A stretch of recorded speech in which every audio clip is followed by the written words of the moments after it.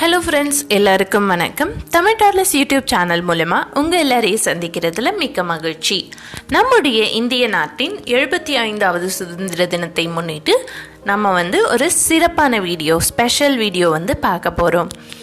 இந்த வீடியோ நம் நாட்டின் தேசிய சின்னங்கள் பற்றியது, அதாவது நேஷ்னல் சிம்பல்ஸ் அப்படின்ட்டு படிப்போம் இல்லையா, அதை பற்றியான வீடியோ. வாங்க வீடியோக்குள்ளே போகலாம்.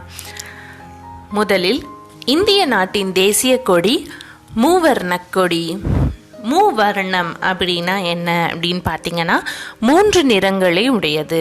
என்னென்ன நிறங்கள் இருக்குது? முதல்ல காவி நிறம், காவி நிறத்துக்கு அடுத்து வெள்ளை, வெள்ளை நிறத்துக்கு அடுத்து பச்சை.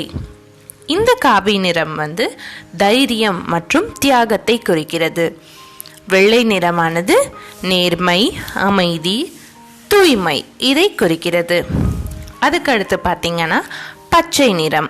இந்த பச்சை நிறம் செழுமை மற்றும் வளமையை குறிக்கிறது. இதை தவிர்த்து நம்மளுடைய மூவர்ண கொடியின் நடுவிலே கருநீல நிறத்தில் அசோக சக்கரம் இருக்கிறது. இது அறவழி மற்றும் அமைதியை குறிக்கிறது. இந்த அசோக சக்கரத்தில் மொத்தம் 24 அறங்கள் உள்ளது. நம் தேசிய கொடியை வடிவமைத்தவர் அப்படின்னு பார்த்தோம்னா ஆந்திர மாநிலத்தைச் சேர்ந்த பிங்காலி வெங்கையா அவர்கள். அடுத்தது நம்முடைய நாட்டின் தேசிய விலங்கு புலி, வங்காள புலி. நம் இந்திய நாட்டின் தேசிய விலங்கு வங்காள புலி. பூனை இனத்தில் பார்த்தீங்கன்னா புலி மிகவும் பெரியது. உலகில் உள்ள மொத்த புலிகளின் எண்ணிக்கையில் இந்தியா 70% புலிகளை கொண்டுள்ளது. அதுக்கு அடுத்தது நம்முடைய தேசிய பறவை மயில்.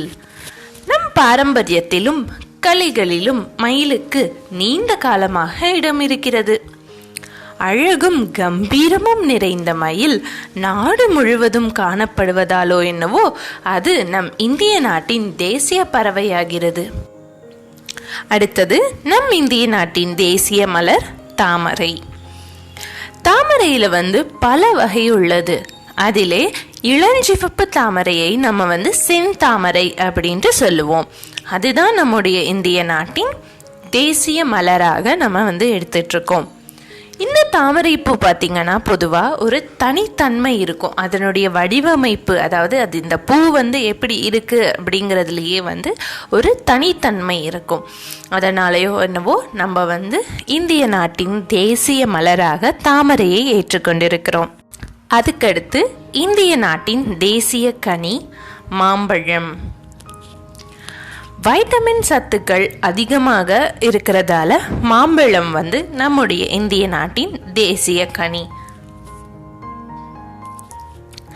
இந்திய நாட்டின் தேசிய மரம் ஆலமரம். ஆலமரம் உங்க எல்லாருக்கும் தெரியும் இல்லையா, மிகவும் பெரிய மரம் ஆலமரம். இந்த ஆலமரத்துக்கு பல மருத்துவ குணங்கள் உள்ளது. இந்திய நாட்டின் தேசிய நதி அப்படின்ட்டு கங்கை நதியை சொல்லுவோம். 2525 கிலோமீட்டர் தொலைவு பாயும் இந்த நதி இந்தியாவின் நீளமான நதி. இந்த கங்கை நதி வற்றாத நதி. இந்திய நாட்டின் தேசிய கடல்வாழ் உயிரினம் ஓங்கில். ஓங்கில் அதாவது கங்கை நதியில காணப்படக்கூடிய டால்பின் வகைகள் இந்தியாவின் தேசிய கடல்வாழ் உயிரினம். அதுக்கடுத்தது இந்தியாவின் தேசிய பாரம்பரிய விலங்கு யானை. இந்தியாவின் தேசிய ஊர்வன விலங்கு ராஜநாகம். அதாவது உலகத்துல நீண்ட விஷம் நிறைந்த பாம்பு இந்தியாவினுடைய மழைக்காடுகள் மற்றும் சமவெளிகளில் வாழ்கின்றன. அதனால இந்திய நாட்டின் தேசிய ஊர்வன விலங்கு ராஜநாகம். தேசிய நுண்ணுயிரி, அதாவது மைக்ரோப் அப்படின்ட்டு நம்ம ஆங்கிலத்தில் படிச்சிருப்போம். இந்திய நாட்டினுடைய தேசிய நுண்ணுயிரி லாக்டோபேசிலஸ். இந்த லாக்டோபேசிலஸ் ஒரு தோழமையான பாக்டீரியா. இந்திய நாட்டின் தேசிய லட்சினை, நேஷ்னல் எம்ப்ளம் அப்படின்னு சொல்லி நம்ம படிச்சிருப்போம். சாரநாத்தில் இருக்கக்கூடிய அசோக தூணில் உச்சியில் அமர்ந்திருக்கும் நான்முக சிங்கமே இந்திய நாட்டின் தேசிய லட்சினை.